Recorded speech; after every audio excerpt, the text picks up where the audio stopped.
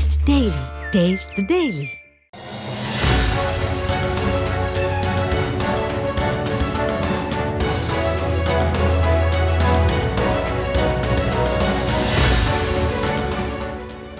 எப்போதுமே அரசியல் களத்தில் திமுகவின் வியூகம் மட்டும் உன்னிப்பாக கவனிக்கப்படும். திமுகவின் மக்கள் நலத் திட்டங்களும் சரி, தேர்தல் களத்தை எதிர்கொள்ளும் விதமாக இருந்தாலும் சரி, திமுகவின் சாணக்கியத்தனத்தை அடித்துக் கொள்ளவே முடியாது. அப்படித்தான் 2026 தேர்தலை எதிர்கொள்ள திமுக வகுத்திருக்கும் வியூகம்தான் அறிவாலய உடன்பிறப்புகள் மத்தியில் மகிழ்ச்சி செய்தியாக பேசிக் கொள்ளப்படுகிறது. அதாவது விஜய் அரசியலுக்கு வந்ததும் பெருமளவு இளைஞர் பட்டாளம் அவர் பக்கம் செல்ல வாய்ப்பு என சொல்லப்பட்டது. அதற்கு ஏற்ப விஜய் நடத்திய விக்கிரவாண்டி மாநாட்டில் பங்கேற்றதில் பாதிக்கும் மேற்பட்டவர்கள் இளைஞர்கள் என்ற சர்வே ரிப்போர்ட்கள் கூட வெளியாகின. இளைஞர்கள் வாக்கு வங்கி அரசியலை தீர்மானிக்கும் சக்தியாக இருக்கிறார்கள் என்ற நிலையில் அந்த இளைஞர் பட்டாளம் விஜய் பக்கம் இருப்பதாக வந்த தகவல்கள் தமிழ்நாட்டில் உள்ள அனைத்து அரசியல் கட்சிகளுக்கும் சவாலாக பார்க்கப்பட்டது. இதற்காக இளைஞர்களை ஈர்க்கும் வகையில் அரசியல் கட்சிகள் பல வியூகங்களை வகுத்து வருகின்றன.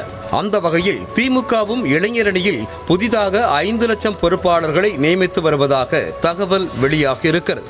இன்னும் சொல்ல போனால் ஆளும் கட்சியான திமுகவில் ஏற்கனவே இளைஞரணி வலுவாக இருந்து வருகிறது என்பதற்கு அந்த இளைஞரணி திமுகவின் அதிகார மையத்தின் கைகளிலேயே இருப்பதுதான் சாட்சி. முதலில் மு.க. ஸ்டாலின், அதன் பிறகு உதயநிதி ஸ்டாலின் கட்டுப்பாட்டில் இருந்து வரும் இளைஞரணி திமுகவின் வலுவான அணியாகவே இருந்து வருகிறது. இருப்பினும் கூட விஜயின் வருகை ஏற்படுத்திய தாக்கம் காரணமாக இளைஞரணியில் கூடுதல் கவனம் செலுத்த தொடங்கி இருக்கிறதாம் அறிவாலயம். தமிழ்நாடு முழுவதும் சுமார் 70,000 பூத் கமிட்டிகள் இருக்கும் நிலையில் ஏற்கனவே இருக்கும் பூத் பொறுப்பாளர்களோடு சேர்த்து புதிதாக ஒரு பொறுப்பை உருவாக்கி இளைஞரணியில் இருப்பவர்களுக்கு வழங்கப்பட்டு வருகிறது. இதுபோக தமிழ்நாடு முழுவதிலும் இருக்கும் ஒவ்வொரு வார்டுக்கும் 5 துணை அமைப்பாளர்கள், ஊராட்சியில் உள்ள கிளைகளுக்கு 3 துணை அமைப்பாளர்கள் பதவிகள் உருவாக்கப்பட்டு இளைஞரணியில் இருப்பவர்களுக்கு கொடுக்கப்பட்டு வருகிறது.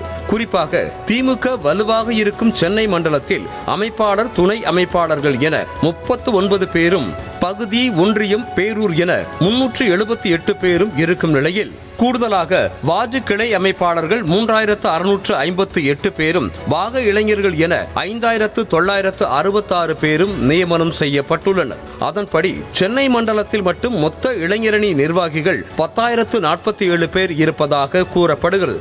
முதற்கட்டமாக சென்னை மண்டலத்தில் பொறுப்பாளர்கள் நியமிக்கப்பட்டு இளைஞரணி செயலாளர் உதயநிதி ஸ்டாலின் ஆலோசனை கூட்டமே முடிந்துவிட்ட நிலையில் மற்ற மாவட்டங்களிலும் நியமனம் நடந்து வருவதாக சொல்லப்படுகிறது.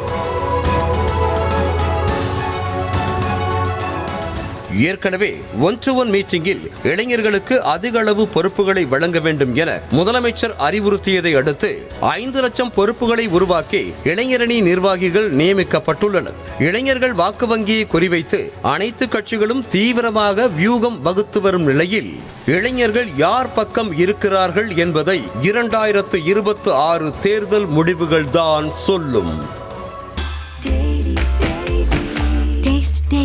Taste the Daily.